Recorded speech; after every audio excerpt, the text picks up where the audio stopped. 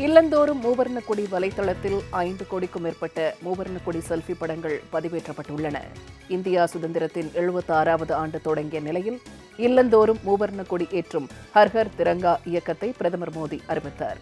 அமிதாப் பச்சன், ரஜினிகாந்த், சச்சின் டெண்டுல்கர், ரோஹித் சர்மா உட்பட பல்வேறு துறைகளைச் சேர்ந்த பிரபலங்கள் இதில் பங்கேற்று தேசிய கொடியுடன் இருக்கும் புகைப்படங்களை இணையதளத்தில் பகிர்ந்துள்ளனர்.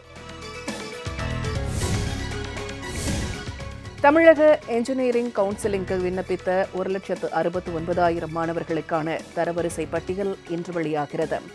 தமிழகத்தைச் சேர்ந்த +2 முடித்த மாணவர்கள் பிஇ மற்றும் பிடெக் ஆகிய என்ஜினியரிங் படிப்பில் சேர்வதற்கு தமிழக அரசின் சார்பில் ஆன்லைன் கவுன்சிலிங் நடத்தப்படுகிறது. இந்நிலையில் வரும் 20ஆம் தேதி சிறப்பு பிரிவுக்கும் 25ஆம் தேதியிலிருந்து பொது பிரிவுக்கும் கவுன்சிலிங் துவங்கவுள்ளது. சென்னை அரும்பாக்கம் தனியார் வங்கிக் கொள்ளையில் தேடப்பட்டு வந்த முக்கிய குற்றவாளியான அதன் ஊழியர் முருகனை தனிப்படை போலீசார் கைது செய்துள்ளனர். கொள்ளை போன நகையில் 18 கிலோ நகைகள் அவரிடம் இருந்து மீட்கப்பட்டுள்ளதாக போலீசார் தெரிவித்துள்ளனர். இது தொடர்பாக மேலும் 4 பேரை தேடி வருவதாகவும், கொள்ளையில் ஈடுபட்டவர்கள் பள்ளி நண்பர்கள் என்றும் பெருநகர காவல் ஆணையர் திரு சங்கர் ஜிவால் செய்தியாளர்களிடம் தெரிவித்துள்ளார்.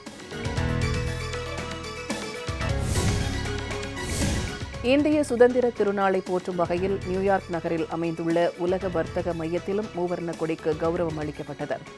வானளாவ உயர்ந்த இந்த கட்டடத்தில் டிஜிட்டல் முறையில் இந்திய தேசிய கொடி ஜொலித்தது. மிக பிரம்மாண்டமாக தோன்றிய இந்த காட்சியை பலரும் வியப்போடும் ஆர்வத்தோடும் பார்வையிட்டனர்.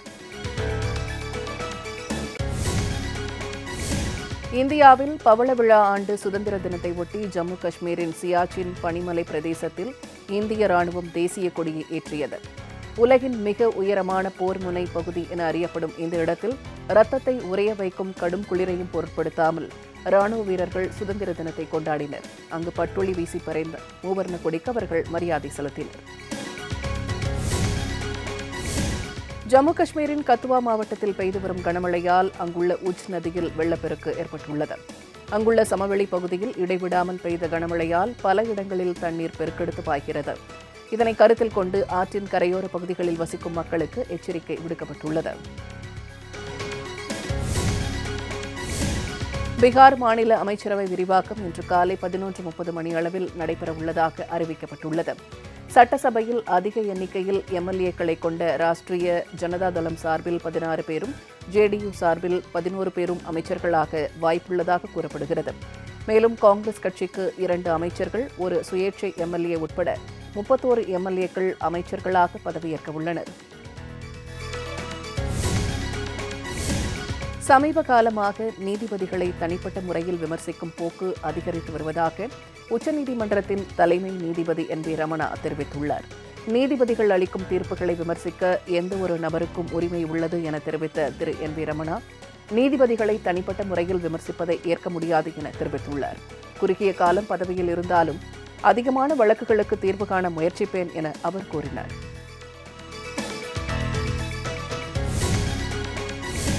சுதந்திர தினத்தன்று காஷ்மீரில் நடந்த 2வது தாக்குதலில் பாதுகாப்பு படை வீரர் ஒருவருக்கு காயம் ஏற்பட்டது. பாகிஸ்தான் ஆதரவு பெற்ற லஷ்கர்-இ-தைபா உள்ளிட்ட பல்வேறு அமைப்புகளைச் சேர்ந்த தீவிரவாதிகள் காஷ்மீரில் அடிக்கடி தாக்குதல் நடத்தி வருகின்றனர். இந்நிலையில் சுதந்திர தினத்தை முன்னிட்டு பலத்த பாதுகாப்பு ஏற்பாடுகள் செய்யப்பட்டிருந்தும் 2 முறை கையெறி குண்டு தாக்குதல்கள் நடத்தப்பட்டன.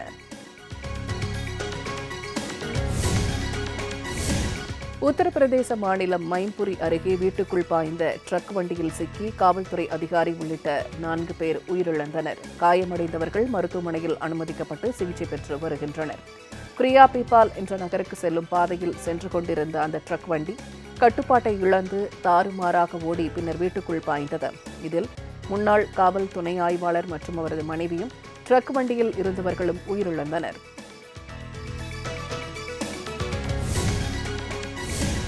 சுதந்திர தினத்தை முன்னிட்டு 1 லட்சம் சிறு வழக்குகள் கைவிடப்பட்டதாக அஸ்ஸாம் முதலமைச்சர் ஹிமந்த பிஸ்வா சர்மா அறிவித்துள்ளார். அஸ்ஸாம் மாநிலம் குவஹாத்தியில் சுதந்திர தின கொடியேற்ற நிகழ்ச்சியில் பங்கேற்ற முதலமைச்சர் இந்த அறிவிப்பை வெளியிட்டார். அரசின் இந்த நடவடிக்கை காரணமாக நீதிமன்றங்களின் பளு குறைந்து முக்கிய வழக்குகளில் கவனம் செலுத்த முடியும் என்றும் அப்போது அவர் தெரிவித்தார். சியாச்சின் மலைப்பகுதியில் கடந்த 1984ஆம் ஆண்டு மாயமான ராணுவ வீரர் சந்திரசேகரின் உடல் பாகங்கள் கண்டுபிடிக்கப்பட்டுள்ளதாக வடக்கு பிராந்திய ராணுவம் அறிவித்துள்ளது. சியாச்சின் மலைப்பகுதியில் மெஹ்தூத் ஆபரேஷன் என்ற ராணுவ நடவடிக்கைக்காக அனுப்பி வைக்கப்பட்ட போது அவர் மாயமானதாக அறிவிக்கப்பட்ட நிலையில் தற்போது அவரது அடையாள வில்லையுடன் கூடிய பொருட்கள் கிடைத்துள்ளன. அடர்ந்த பனிப்பகுதியில் இவற்றை ராணுவத்தினர் கண்டுபிடித்துள்ளனர். யமுனா நதியில் தொடர்ந்து அதிக அளவு தண்ணீர் ஓடுவதால் கரையோரம் வசித்து வந்த ஏராளமான குடும்பங்களைச் சேர்ந்த பொதுமக்கள் பாதுகாப்பான பகுதிகளுக்கு இடமாற்றம் செய்யப்பட்டுள்ளனர். இந்நதியில் கடந்த 2 தினங்களுக்கு முன்பே அபாய அளவை எட்டிய தண்ணீர் தொடர்ந்து அதிகரித்து வருகிறது. டெல்லியில் யமுனா நதியில் தண்ணீர் அளவு அதிகரித்ததால் ஏற்கனவே ஏராளமான பொதுமக்கள் பாதுகாப்பான பகுதிகளுக்கு இடமாற்றம் செய்யப்பட்டுள்ளது குறிப்பிடத்தக்கது. கர்நாடகாவின் ஷிமோகாவில் 2 தரப்பினரிடையே ஏற்பட்ட மோதலில் 2 சரமாரியாக தாக்கப்பட்டனர். இதையொட்டி அங்கு 144 தடை உத்தரவு பிறப்பிக்கப்பட்டுள்ளது. நேற்று நடைபெற்ற சுதந்திர தின விழாவின் போது திப்பு சுல்தான் மற்றும் வீர் சாவர்கர் புகைப்படம் வைப்பதில் ஏற்பட்ட சர்ச்சையில் காந்தி பஜாரில் பிரேம்சிங் என்ற இளைஞர் கத்தியால் குத்தப்பட்டார். இதனால் ஷிமோகா நகரில் முன்னெச்சரிக்கை நடவடிக்கையாக 144 தடை உத்தரவு பிறப்பிக்கப்பட்டுள்ளது. தொழிலதிபர் முகேஷ் அம்பானி மற்றும் அவரது குடும்பத்தினருக்கு தொலைபேசி வாயிலாக கொலை மிரட்டல் விடுத்த நபரை போலீசார் பிடித்து விசாரித்து வருகின்றனர்.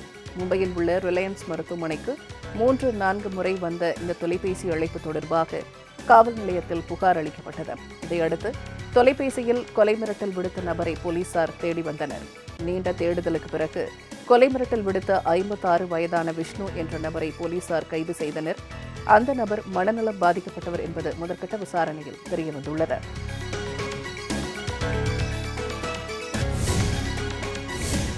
தெலங்கானாவில் பாத யாத்திரை சென்ற பாஜகவினர் மற்றும் தெலங்கானா ராஷ்டிரிய சமிதி கட்சியினரிடையே மோதல் ஏற்பட்டதால் பரபரப்பு நிலவியது. தெலங்கானா மாநிலம் ஜன்கன் மாவட்டத்தில் பாரதிய ஜனதா கட்சியினர் பாத யாத்திரை சென்றனர். அப்போது அங்கு வந்த ஆளும் தெலங்கானா ராஷ்டிரிய சமிதி கட்சியைச் சேர்ந்தவர்கள் பாத யாத்திரை மேற்கொள்ளக்கூடாது என தெரிவித்தனர். இச்சம்பவத்தால் 2 தரப்பினரிடையே கடும் மோதல் ஏற்பட்டது. ஒருவரை ஒருவர் கட்டை, கம்பு, கற்கள் உள்ளிட்ட ஆயுதங்களால் பலமாக தாக்கிக் கொண்டனர். ராஜஸ்தான் மாநிலத்தில் பெய்து வரும் கனமழை காரணமாக பல்வேறு நகரங்கள் தண்ணீரில் தத்தளிக்கின்றன. சாலைகள் மற்றும் தாழ்வான குடியிருப்பு பகுதிகளை மழைநீர் சூழ்ந்துள்ளதால் பொதுமக்களின் இயல்பு வாழ்க்கை முற்றிலும் முடங்கியுள்ளது. இந்த கனமழையால் பண்டி நகரம் மற்றும் சுற்றுப்புறங்கள் பெரும் பாதிப்புக்குள்ளாகி இருப்பதாகவும் அப்பகுதிகளில் தேங்கியுள்ள தண்ணீரை வெளியேற்ற தேவையான நடவடிக்கை எடுக்கப்பட்டிருப்பதாகவும் மாநில அரசு அறிவித்துள்ளது. கனமழை காரணமாக வெள்ள அபாயம் ஏற்பட்டுள்ளதால் ஒடிசாவின் ஜகத்சிங்பூர் மாவட்டத்தில் போதிய முன்னேற்பாடுகள் செய்யப்பட்டுள்ளதாக மாவட்ட ஆட்சியர் பருல் பத்தாவாரி அறிவித்துள்ளார். மீட்பு மற்றும் நிவாரணப் பணிகளுக்காக தேசிய பேரிடர் மீட்புப் படையைச் சேர்ந்த 25 பேர் அடங்கிய குழு ஒன்று உருவாக்கப்பட்டுள்ளதாகவும் அவர் செய்தியாளர்களிடம் தெரிவித்தார். இதேபோல் களகாண்டி மாவட்டத்தில் ஓடும் ஹாதி நதியிலும் வெள்ளப்பெருக்கு அபாயம் ஏற்பட்டுள்ளது. பெரியார் குறித்து சர்ச்சைக்குரிய வகையில் பேசிய விவகாரத்தில் கைது செய்யப்பட்ட திரைப்பட சண்டை பயிற்சியாளரும் இந்து முன்னணி நிர்வாகியுமான கனல் கண்ணன் புழல் சிறையில் அடைக்கப்பட்டார். சென்னை மதுரவாயலில் சமீபத்தில் நடந்த நிகழ்ச்சி ஒன்றில் பங்கேற்ற திரைப்பட சண்டை பயிற்சியாளரும் இந்து முன்னணி நிர்வாகியுமான கனல் கண்ணன் பெரியார் குறித்து சர்ச்சைக்குரிய வகையில் பேசினார். கனல் கண்ணன் மீது காவல்துறை வழக்கு பதிவு செய்த நிலையில் அவர் தொடர்ந்து தலைமறைவாக இருந்து வந்தார். நீண்ட தேடுதல் வேட்டைக்கு பிறகு புதுச்சேரியில் பதுங்கியிருந்த கனல் கண்ணனை சென்னை மத்திய குற்றப்பிரிவு போலீசார் கைது செய்தனர். 11ஆம் வகுப்பு மாணவர்களுக்கு தொடர்ந்து பொதுத் தேர்வு நடத்தப்படும் என பள்ளிக்கல்வித்துறை அமைச்சர் திரு அன்பில் மகேஷ் தெரிவித்துள்ளார். சென்னை கடற்கரை சாலையில் நடைபெற்ற சுதந்திர தின விழாவில் கலந்து கொண்ட பின் செய்தியாளர்களிடம் பேசிய அவர் 3 மாதங்களுக்கு ஒருமுறை மாணவ மாணவிகளுக்கு மனநல ஆலோசனை வழங்க ஏற்பாடு செய்யப்பட்டுள்ளதாக தெரிவித்தார். சுதந்திர தினத்தை ஒட்டி மதுரையில் நடைபெற்ற பழங்கால கார்கள் கண்காட்சியை ஏராளமானோர் பார்த்து ரசித்தனர். இதில் 1930ஆம் ஆண்டு முதல் 1960ஆம் ஆண்டு வரை America, France, England, German, Japan, Italy போன்ற நாடுகளில் தயாரான கார்கள் பார்வைக்காக வைக்கப்பட்டன. இந்த கார்களுடன் பொதுமக்கள் செல்ஃபி எடுத்து உற்சாகமடைந்தனர். மதுரை, தூத்துக்குடி உள்ளிட்ட 9 மாவட்ட பகுதிகளில் இருந்து 35 பழமையான கார்கள் இதில் இடம்பெற்றன. தமிழகத்தில் லஞ்சமும் குடும்ப அரசியலும் தலைவிரித்தாடுவதாக தமிழக பாஜக தலைவர் அண்ணாமலை விமர்சித்துள்ளார். சுதந்திர தின விழாவை முன்னிட்டு காஷ்மீரை சேர்ந்த மகளிர் சுய உதவிக் குழுவினரால் தயாரிக்கப்பட்ட தேசிய கொடியை சென்னை தியாகராய நகரில் உள்ள பாஜக தலைமை அலுவலகத்தில் அக்கட்சியின் மாநில தலைவர் அண்ணாமலை ஏற்றினார். பின்னர் தொண்டர்களிடையே பேசிய அவர், பிரதமரின் வேண்டுகோளை ஏற்று தமிழகம் முழுவதும் அனைத்து வீடுகளிலும் தேசிய கொடியேற்றி நாட்டின் ஒற்றுமையை மக்கள் நிலை காட்டியுள்ளதாக கூறினார்.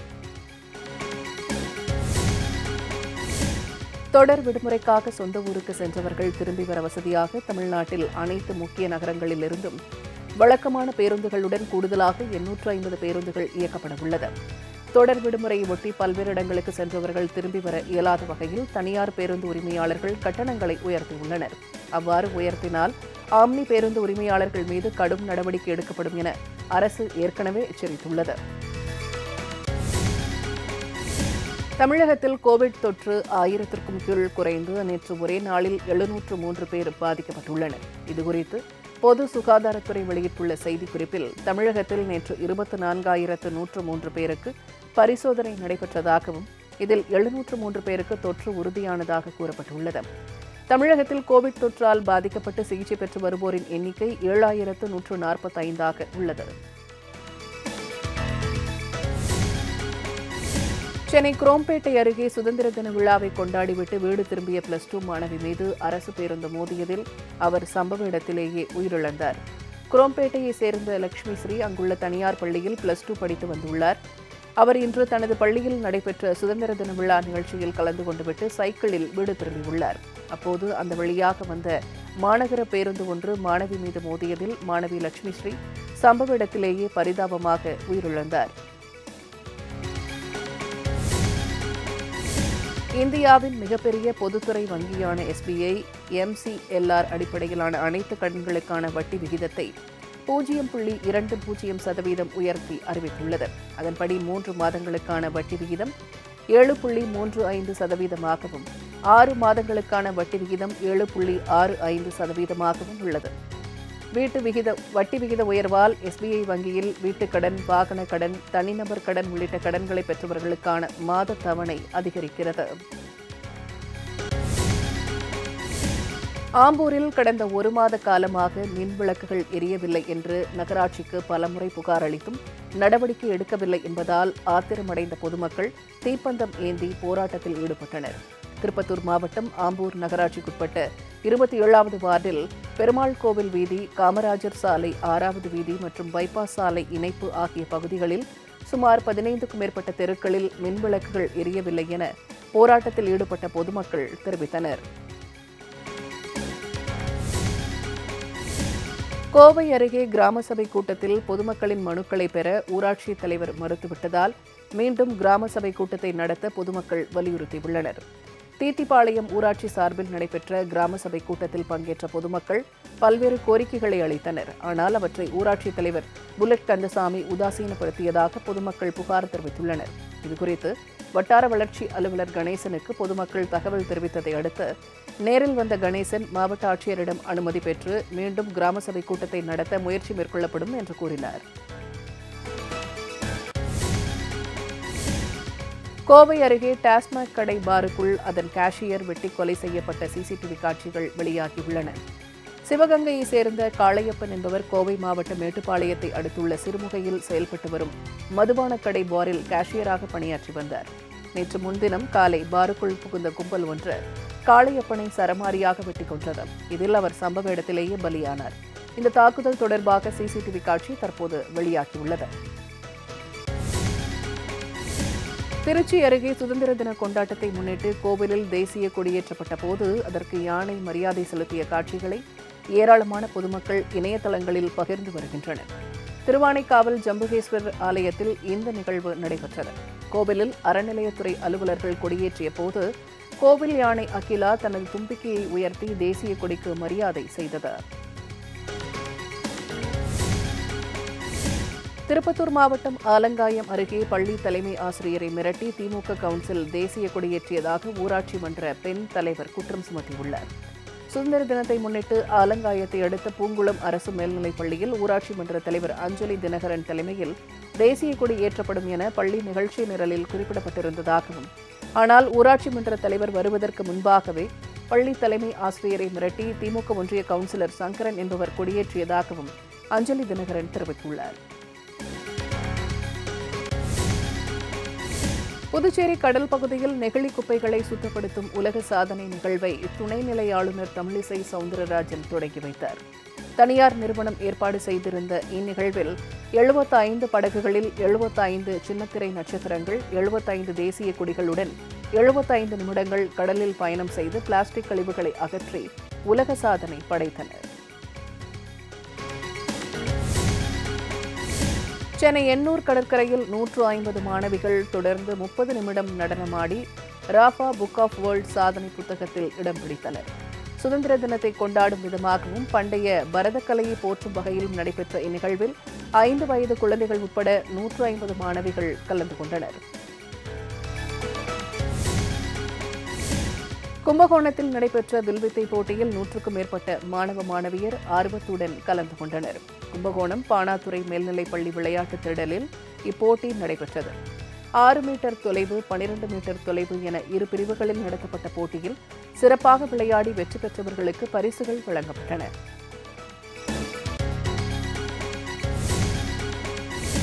கரூர் மாவட்டம் நெரூரில் அமைந்துள்ள சுயம்பு ஸ்ரீ அக்னீஸ்வரர் திருக்கோயிலில் நடைபெற்ற நாத உற்சவ நிகழ்ச்சியை ஏராளமான பக்தர்கள் தரிசித்தனர்.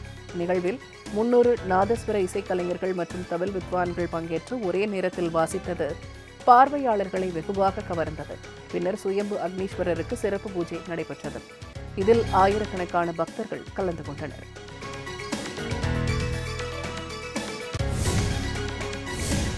திண்டுக்கல் மாவட்டம் நத்தம் அருகே உள்ள அருகேலாபுரம் கிராமத்தில் கோயில் திருவிழாவை ஒட்டி வழுக்கு மரம் ஏறும் போட்டி நடத்தப்பட்டது. மைதானத்தில் ஊன்றப்பட்ட கழுமரத்தில் இளைஞர்கள் ஒன்றன் பின் ஒன்றாக போட்டி போட்டுக்கொண்டு ஏற முற்பட்டு கீழே வழுக்கி விழுந்தனர். 3 மணி நேரம் கடுமையாக போராடி ராகலாபுரத்தை சேர்ந்த இளைஞர் ஒருவர் கழுமரத்தின் உச்சியில் ஏறி அங்கு வைக்கப்பட்டிருந்த பரிசு பொருட்களை அள்ளிச் சென்றார். விக்னேஷ் சிவன், நயன்தாரா தம்பதியினர் ஸ்பெயினில் மூவர்ண தேசிய கொடியை பறக்கவிட்ட புகைப்படத்தை சமூக வலைதளத்தில் பகிர்ந்துள்ளனர். இயக்குநர் விக்னேஷ் சிவன், நடிகை நயன்தாரா இருவருக்கும் சமீபத்தில் திருமணம் நடைபெற்றது. தற்போது இருவரும் ஸ்பெயினுக்கு சுற்றுலா சென்றுள்ளனர். விக்னேஷ் சிவன் தனது இன்ஸ்டாகிராம் பக்கத்தில் தேசிய கொடியை பறக்கவிடும் வீடியோவை பதிவிட்டுள்ளார். ரஞ்சித்தின் நீலம் தயாரிப்பில் அசோக் செல்வன், சாந்தனு, கீர்த்தி பாண்டியன், திவ்யா துரைசாமி உள்ளிட்டோர் நடிக்கும் புதிய படத்தின் படப்பிடிப்பு தொடங்கியது. கிரிக்கெட்டை மையமாக கொண்டு எடுக்கப்படும் இப்படத்தினை ரஞ்சித்தின் உதவி இயக்குநர் ஜெயக்குமார் இயக்கவுள்ளார். இந்த படம் கிரிக்கெட்டை மையமாக வைத்து நண்பர்களின் நட்பினை கொண்டாடும் வகையில் அரக்கோணம், அதை சுற்றியுள்ள உள்ளூர் மக்களை வைத்து படமாக்கப்பட உள்ளது. AR முருகதாஸ் தயாரித்துள்ள ஆகஸ்ட் 16, 1947 பட டீசரை நடிகர் சிம்பு வெளியிட்டுள்ளார். இந்த படத்தில் கௌதம் கார்த்திக் நாயகனாக நடிக்க நடிகர் புகழ் சிறப்பு தோற்றத்தில் நடித்துள்ளார். சுதந்திர போராட்ட காலகட்டத்தில் நடந்த கதையாக தயாரிக்கப்பட்டுள்ள இந்த படத்திற்கு சான் ரோல்டன் இசையமைக்கிறார். இந்த படத்தின் டீசரை நடிகர் சிலம்பரசன் தனது ட்விட்டர் பக்கம் வாயிலாக வெளியிட்டுள்ளார். நடிகை மீனா தனது உடல் உறுப்புகளை தானம் செய்வதாக அறிவித்துள்ளார். தனது கணவருக்கு உடல் உறுப்பு தானமாக கிடைத்திருந்தால் தனது வாழ்க்கை மாறியிருக்கும் என உருக்கமாக தெரிவித்துள்ளார். உடல் உறுப்பு தானம் குறித்து நடிகை மீனா வெளியிட்டுள்ள பதிவில், ஒருவர் உடல் உறுப்பு தானம் செய்வதால் 8 உயிர்கள் வரைக்கும் காப்பாற்ற முடியும் என தெரிவித்துள்ளார். இந்தியாவின் முன்னாள் பிரதமர் வாஜ்பேயியின் நினைவு தினத்தை ஒட்டி டெல்லியில் உள்ள அவரது நினைவிடத்தில் குடியரசுத் தலைவர் திரௌபதி முர்மு, குடியரசு துணைத் தலைவர் ஜெகதீப் தன்கர், பிரதமர் நரேந்திர மோடி உள்ளிட்டோர் மரியாதை செலுத்தினர். இந்த நிகழ்வில் அமித்ஷா உள்ளிட்ட மத்திய அமைச்சர்கள், குடியரசு முன்னாள் தலைவர் ராம்நாத் கோவிந்த் உள்ளிட்டோரும் பங்கேற்று வாஜ்பாய்க்கு மரியாதை செலுத்தினர். அக்டோபர் மாதம் 11ஆம் தேதி முதல் 30ஆம் தேதி வரை இந்தியாவில் நடைபெறவுள்ள 17 வயதுக்கு கீழே உள்ளோருக்கான கால்பந்து போட்டிகள் நடைபெறாது என தகவல்கள் வெளியாகியுள்ளன. அகில இந்திய கால்பந்தாட்ட கூட்டமைப்பில் தொடரும் அரசியல் பிரச்சினைகள் காரணமாக அந்த அமைப்பை தற்காலிகமாக உலக கால்பந்தாட்ட கூட்டமைப்பு தடை செய்துள்ளதால் இப்போட்டிகள் நடைபெறாது என அறிவிக்கப்பட்டுள்ளது.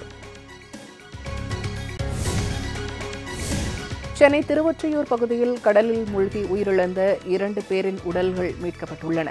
கடந்த ஞாயிற்றுக்கிழமை திருவொற்றியூரில் உள்ள பலகை தொட்டிக்குப்பம் பகுதியில் குளித்த ஒரே குடும்பத்தை சேர்ந்த 4 பேர் கடல் அலையில் இழுத்து செல்லப்பட்டனர். அவர்களை தீயணைப்புத் துறையினரும் மெரினா மீட்புக் குழுவினரும் அப்பகுதி மீனவர்களும் சேர்ந்து தேடி வந்தனர். இதில் இளம்பெண் மற்றும் இளைஞரின் உடல் மட்டும் கரை ஒதுங்கியுள்ளது. எஞ்சிய 2 பேரின் உடல்களை தேடும் பணி தொடர்ந்து நடைபெற்று வருகிறது. நாட்டின் 76வது சுதந்திர தினத்தை ஒட்டி அமெரிக்காவின் நியூயார்க் நகரில் அமைந்திருக்கும் புகழ்பெற்ற டைம்ஸ் சதுக்கத்தில் மூவர்ண கொடி ஏற்றப்பட்டது. அங்குள்ள அமெரிக்க வாழ் இந்தியர்கள் அங்கு கொடியேற்றி இந்திய சுதந்திர திருநாளை கொண்டாடினர். இந்த நிகழ்ச்சியில் நியூயார்க்கில் வசிக்கும் இந்தியர்கள் பலர் பங்கேற்று தேசிய கொடிக்கு மரியாதை செலுத்தினர். தோளில் காயம் காரணமாக ஜிம்பாப்வே அணிக்கு எதிரான ஒருநாள் தொடரிலிருந்து இந்திய ஆல்ரவுண்டர் வாஷிங்டன் சுந்தர் விலகியுள்ளார். ஜிம்பாப்வே சென்றுள்ள இந்திய கிரிக்கெட் அணி 3 போட்டிகள் கொண்ட ஒருநாள் தொடரில் ஆடுகிறது. ஜிம்பாப்வே அணிக்கு எதிரான ஒருநாள் தொடரில் இந்திய அணி கேப்டனாக KL ராகுல் இருப்பார். முதலாவது ஒருநாள் போட்டி வரும் 18ஆம் தேதி ஹராரேயில் நடக்கிறது. ஹராரே சென்றடைந்த இந்திய வீரர்கள் நேற்று பயிற்சியில் ஈடுபட்டனர். இந்த தொடரில் ரோஹித் சர்மா, விராட் கோலி, பும்ரா உள்ளிட்ட முன்னணி வீரர்களுக்கு ஓய்வளிக்கப்பட்டுள்ளது. இந்நிலையில் இந்த தொடரில் அணியில் இடம்பெற்றிருந்த ஆல்ரவுண்டர் வாஷிங்டன் சுந்தர் இடது தோளில் ஏற்பட்ட காயம் காரணமாக விலகியுள்ளார். அமெரிக்காவின் நியூயார்க் நகரில் போலியோ வைரஸ் கண்டுபிடிக்கப்பட்ட நிலையில் தடுப்பூசி செலுத்தும் பணிகள் விரைவுபடுத்தப்படும் என எதிர்பார்க்கப்படுகிறது. கடந்த 10 ஆண்டுகளில் நாட்டில் யாருக்கும் போலியோ பாதிப்பு இல்லாத நிலையில் கடந்த மாதம் 21ஆம் தேதி முதலாக ஒருவருக்கு போலியோ கண்டறியப்பட்டது. இந்நிலையில் தற்போது நியூயார்க் நகர கழிவுநீரில் போலியோ வைரஸ் கண்டுபிடிக்கப்பட்டுள்ளது. பிரபல எழுத்தாளர் சல்மான் ருஷ்டி தாக்கப்பட்டது குறித்து ஈரான் தெரிவித்த கருத்துக்களுக்கு அமெரிக்கா கடும் கண்டனம் தெரிவித்துள்ளது. கடந்த 1988ஆம் ஆண்டு சல்மான் ருஷ்டி எழுதிய சாத்தானின் வேதங்கள் என்ற புத்தகம் குறிப்பிட்ட மதத்தை இழிவுபடுத்துவதாக இருந்தது என்றும் அதனால் அவரை கொலை செய்ய வேண்டும் என்றும் ஈரான் அதிபர் ருஹுல்லா கொமேனி மத உத்தரவு ஒன்றை பிறப்பித்தார். இந்நிலையில் தற்போது ருஷ்டி தாக்கப்பட்டது குறித்து கருத்து தெரிவித்த ஈரான் சாத்தானின் ஒரு கண் பறிக்கப்பட்டுள்ளது என தெரிவித்துள்ளது. ஆப்கானிஸ்தானில் தாலிபான்கள் ஆட்சிக்கு வந்து ஓராண்டு நிறைவு பெறும் நிலையில் வறுமை, வறட்சி மற்றும் பெண்களின் எதிர்காலம் குறித்து பொய்த்துப்போன நம்பிக்கைகளுடன் பொதுமக்கள் வசித்து வருகின்றனர். இந்நிலையில் ஓராண்டு ஆட்சியில் ஆப்கானிஸ்தான் மக்களின் பாதுகாப்பை உறுதி செய்திருப்பதாக தாலிபான்கள் அறிவித்துள்ளனர். தலைநகர் காபூலில் பல்வேறு கொண்டாட்டங்களில் ஈடுபட்ட தாலிபான்கள் விண்ணை நோக்கி துப்பாக்கியால் சுட்டு தங்கள் மகிழ்ச்சியை வெளிப்படுத்தினர். மேலும் பல வீரர்கள் பொதுமக்களுடன் இணைந்து அமைதியான வழியில் மகிழ்ச்சியை வெளிப்படுத்தினர். இலங்கை தன்னுடைய கடல் பகுதி கண்காணிப்பு திறனை மேம்படுத்துவதற்காக நீண்ட காலமாக கோரி வந்த டார்னியர் விமானத்தை தனது சுதந்திர தினத்தன்று அந்நாட்டுக்கு இந்தியா வழங்கியிருக்கிறது. அதேவேளையில் இந்தியாவின் ஆட்சேபத்தை மீறி இலங்கை துறைமுகத்திற்குள் சீன உளவு கப்பலுக்கு இன்று அனுமதி அளிக்கப்பட்டுள்ள நிலையில் இந்த நிகழ்வு நடைபெற்றிருப்பது குறிப்பிடத்தக்கது. மியான்மரில் ஆட்சியிலிருந்து தூக்கி எறியப்பட்ட நொபேல் பரிசு பெற்ற மூத்த அரசியல் தலைவர் ஆங் சான் சூகிக்கு 6 ஆண்டுகள் சிறை தண்டனை விதித்து ராணுவ நீதிமன்றம் தீர்ப்பளித்துள்ளது. 4 ஊழல்கள் வழக்குகளில் நேற்று நடந்த விசாரணையில் குற்றம் நிரூபிக்கப்பட்டதாக கூறப்படுகிறது. இதையடுத்து சுகிக்கு 6 ஆண்டுகள் சிறை தண்டனை விதித்து ராணுவ நீதிமன்றம் உத்தரவிட்டுள்ளது. ஆர்மேனியாவில் சந்தையில் நிகழ்ந்த சக்தி வாய்ந்த குண்டுவெடிப்பில் சிக்கி 6 பேர் பரிதாபமாக உயிரிழந்தனர். ஆர்மேனியா நாட்டின் தலைநகர் எரவனில் உள்ள சந்தையில் நேற்று மாலை சக்தி வாய்ந்த வெடிகுண்டு வெடித்தது. மக்கள் கூட்டம் நிறைந்த பகுதியில் நிகழ்ந்த இந்த குண்டுவெடிப்பில் பலர் படுகாயமடைந்தனர். தகவல் அறிந்து சென்ற மீட்புக் குழுவினர் படுகாயமடைந்தவர்களை மீட்டு சிகிச்சைக்காக மருத்துவமனைக்கு அனுப்பி வைத்தனர். குண்டுவெடிப்பில் சிக்கி படுகாயமடைந்தவர்களில் 6 பேர் சிகிச்சை பலனின்றி பரிதாபமாக உயிரிழந்தனர்.